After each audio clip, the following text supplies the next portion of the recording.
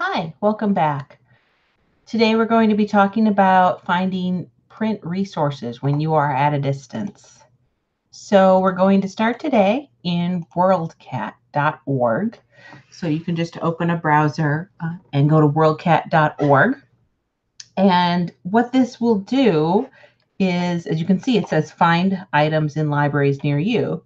This is a combined catalog of library catalogs all over.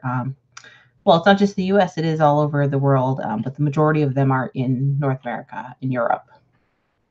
What we're going to do here is you can either do a search here for everything, or you can click advanced search. If you're looking for something specific, you could put in a title or an author, or if you have a topic, you can just put in a keyword.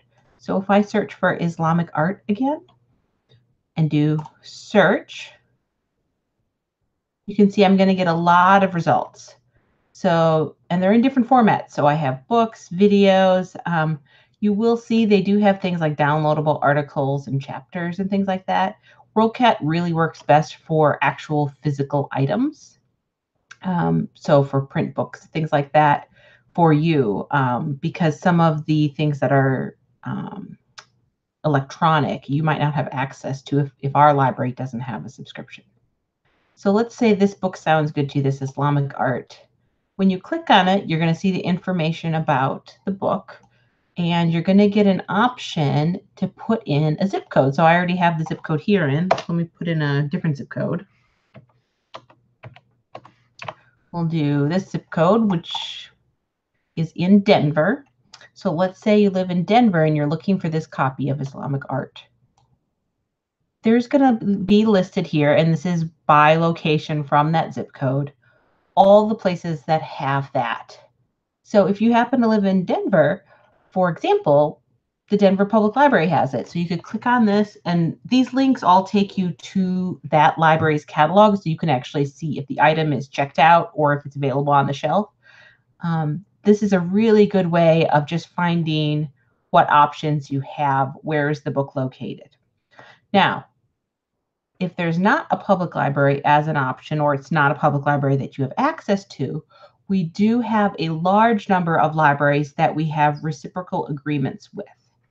I'm going to jump back over to our library's homepage, gtu.edu/library, and go into the guides and tutorials. When you're in here, you can open up the Distance Student's Guide to the Library. And there is a list here of reciprocal libraries that are part of the ATLA program. So this ATLA library is American Theological Library Association. So these are going to be theology libraries, seminary libraries, all that kind of thing. It's not going to list your big public library, or your public universities. So you can see if we want Denver again, I can zoom way in, and you can see here, Colorado Christian, St. John, let's see, Iliff School of Theology, Denver Seminary are all on this list. And I know some of those were listed in WorldCat. This program, the ATLA Reciprocal Borrowing Program, allows you to walk into any of the libraries that are listed on this map, and you have to prove to them that you're a member of the GTU library. So usually you would show your ID. And then they will give you a card to check out books at their library as if you were a student there. So you could walk into Iliff and tell them you're a member of the GTU library, you're a student here, and they would give you a card. So you could check out that book that you wanted on Islamic art. So there's a lot of different options for using this program. Now, remember, this is for seminary and theology libraries. There may be some times that you want to use other libraries. Let me just go back to WorldCat for a minute. So for example, if you wanted to use the University of Denver or Auraria Library, you would have to contact them or look on their webpage and see what options they have for you. So some libraries will have policies like if you're a student at another university, we'll give you a free card. Sometimes they'll have it based on location. So I know there's some public universities that if you live, in the neighborhood, If you live in the city, they'll give you a free card. Other ones may give you a reduced rate or things like that. So you would have to contact these individually, or you can ask us, the GTU librarians, to help you with that. I've had many students that have emailed me. My email address is library@gtu.edu, and told me what city they lived in. And I've contacted some of the libraries near their university libraries to see what kind of arrangements we could set up. And the majority of the time, we were able to set up either a free or a very cheap borrowing option for you.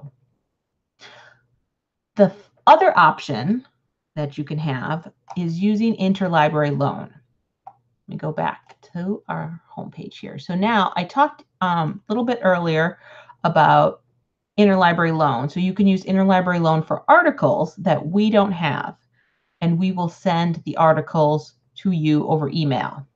Now for books, if you would fill out this interlibrary loan form, that wouldn't work because the other libraries would send the book to us, and then it would be here in Berkeley. So we kind of do what we call a reverse interlibrary loan.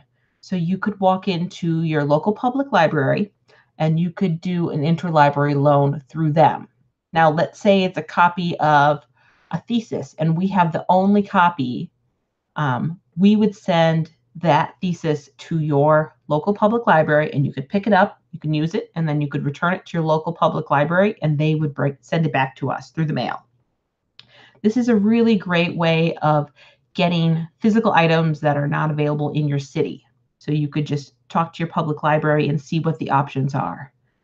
Many public libraries have a small fee associated with this, so they may charge, a couple bucks per transaction with interlibrary loan. Sometimes we're able to get those fees waived because you are a student. So you could just let us know. We have a letter that we send out. We can give it to you and say, please allow this student, to use interlibrary loan for free. So those are all different options. The other thing that you can keep in mind is if you're using a local library, for example, a university library, what you could do is you could actually consider using their non-theology resources. So for example, if you are interested in, being a hospital chaplain, you could use the local library and look at their medical journals or their ethic journals. You could also look at things like psychology or social justice, because those are many topics that we don't have specific databases on psychology. Some of the religion databases are going to cover those areas, but you can think about using your local universities to check out books in those areas. And then if you go in the library and use their computers, often you can get in full access to their databases. So you'd be able to see what articles they have on areas that are not just regular theology, because that's the majority of the things that we have are going to be theology. So this is something that, is going to vary a lot depending on where you live. So we're happy to help you. You can let us know, if you have questions. I've worked a lot with individual students trying to make sure that you're all set up and you have access to the things you need. So feel free to contact us either via the chat, or you can email us at library.gtu.edu, or of course you can call us, or if you're in the area, if you're here for an intercession or here visiting, stop by and we can help you out. So we're happy to help.